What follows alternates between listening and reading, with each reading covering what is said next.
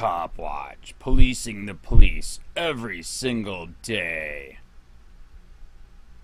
Tonight, a mother wants some answers. Why did police use a stun gun on her son who has autism?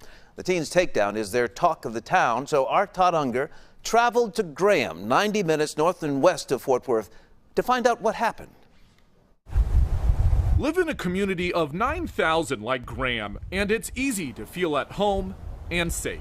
I have been a resident of Graham my whole life, and Michael has too. This is where he was born and raised. But on Tuesday last week, 19-year-old Michael's existence was shattered in his own backyard. I was screaming, "Mama, I need you, Mama," and what is still unclear is just why the autistic teen ended up bruised, stunned by a taser, and handcuffed in the back of a Graham police car. He has a busted blood vessel in his right eye. He had scratches and abrasions on both sides of his face. Tracy Moore is outraged. She says police showed up to her own backyard after getting a 911 call about someone throwing rocks at a fence. They encountered Michael, but instead of picking up on his autism, thought he was high or drunk. It really doesn't take long conversing with him to realize that he has a disability. The young man admits he threw a couple of rocks at a nearby fence, but the family can't fathom how the situation went from 0 to 60 so close to home, especially after being shown the police body camera footage of the takedown. They asked him where he lived, and he pointed to the house. And he told them, "My mama's inside. Let me get my mama." At this point, the department is not releasing that body camera footage, but on Monday they did put out a lengthy statement confirming that the Texas Rangers are now investigating. The statement says responding officers weren't aware of Michael's autism, and he was placed in handcuffs for, quote, everyone's safety.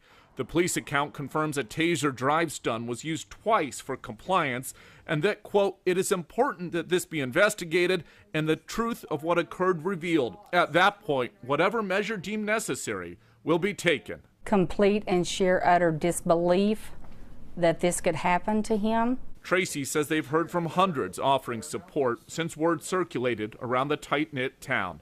They say they've received no apology from anyone in the department. Todd Unger, Channel 8 News. We did put in a public records request to get that body camera footage, but we're still waiting on a reply.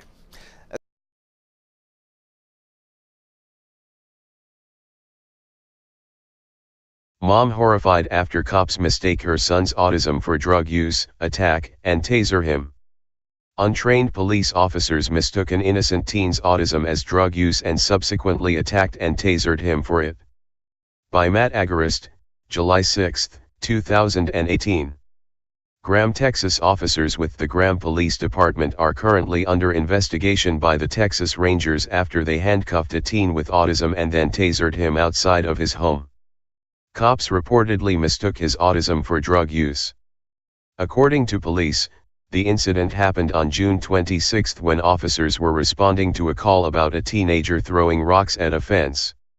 Michael Moore, 19, was the teenager and the fence was his own. When officers arrived, they did not recognize his behavior as a person with autism.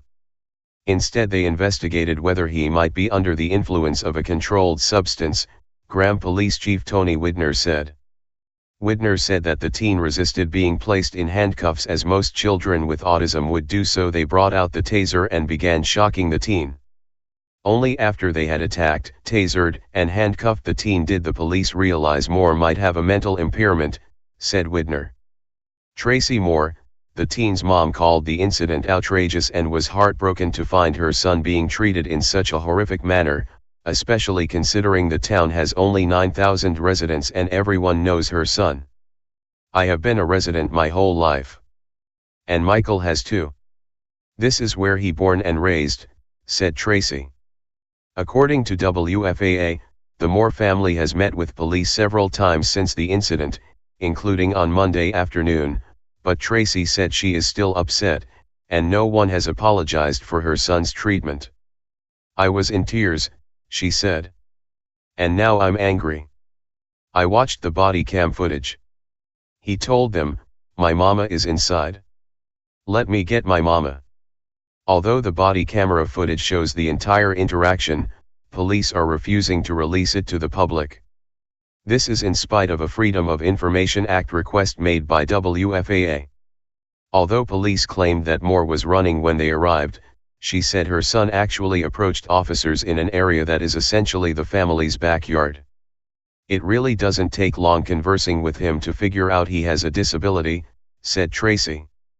Now, he has a busted blood vessel in his eye. He had scratches and abrasions on both sides of his face. Police, however, were apparently untrained in how to identify someone with autism, and the only thing that came to their minds was this guy is high. According to police account, Michael was sweating, breathing heavily, having difficulties focusing and acting paranoid. Police even went so far as to force the teen to perform a field sobriety test for his autism. When another officer arrived, Michael was so frightened and stressed out that he could not perform the sobriety test based on his erratic movements, behavior, and statements, Widner said. One of the officers then tried to put handcuffs on for everyone's safety until they could determine what was occurring. According to the police news release, after they put one of his hands in the cuffs, the teen then pulled away, backing into the second officer, and all three went to the ground. Police then feared for their lives that Michael may try to use the other end of the handcuffs as a weapon, which he did not, and then they began tasering him. According to Tracy, who watched the body camera footage, the incident unfolded quite differently. They ask him to put his hands behind his back. Once again he turns and points to the house and says, "I live here, can I get my mama?" she said. They grab his arm, put a chokehold on him and throw him to the ground. At that point, the body cameras fall off and all you can see is sky, but you can still hear the audio. The first time I saw the video, it was at that point the officer told me, this is where they stunned him twice. Up until that point, we had no knowledge of the use of a stun gun. As WFAA reports, Tracy says as this was all happening, she was in the front of the house unaware that anything had happened. Finally, after Michael was handcuffed and in a police unit, an officer went to the front door and knocked. It could have all been avoided, she said. We're just all in complete and sheer utter disbelief this could happen to him. The Graham Police Department feels that it is important that this be investigated and the truth of what occurred revealed, Widner said in the news release. At that point, whatever measures deemed necessary will be taken. As for why the body camera hasn't been released, Michael's grandfather, Gene Williams, who has seen it, says it's too damning to the cops. The video really is that inflammatory even if you don't know Michael. They can't let a jury see it. Legally they could post in on this website right now, Williams said. But you will never see it. There would be citizens storming City Hall. If you'd like to peacefully express your concern over the officer's treatment of an autistic teenager, you can do so on their Facebook page, here. Sadly, police officers mistaking autism for drug use is not an isolated incident. Just last month, TFTP reported on the national outcry surrounding the violent takedown of an autistic boy by Officer David Grossman, and just like the Graham Police Department is doing, the Buckeye Police Department began conducting damage control. As the world lashed out at the department for mistreating Connor Leibel, an innocent autistic boy, in such a violent and callous manner, the parents simply asked for an apology, one that would never come. And now, because the police refused to apologize, the taxpayers are going to be held liable. Police use who may want to retaliate against him physically. Hey Charlotte County, this is Charlotte County Cop Watch, and I just wanted you to know that I am using this stuff under fair use. And also remember to like and subscribe this channel. Also too, keep in mind I do not make any money on YouTube. This is 5 hours work a day, you know, fighting for freedom. And you can donate with PayPal and Patreon. I just want you to think about this. If everybody gives to PayPal and Patreon, Patreon is every month. Actually, PayPal you can do every month. I have 12,000 subscribers. If everybody gives, I can quit my regular job and go full-time investigations on Charlotte County and possibly even more and beyond. So just keep that in mind. If everybody helps out, I can go full-time doing this. Thanks.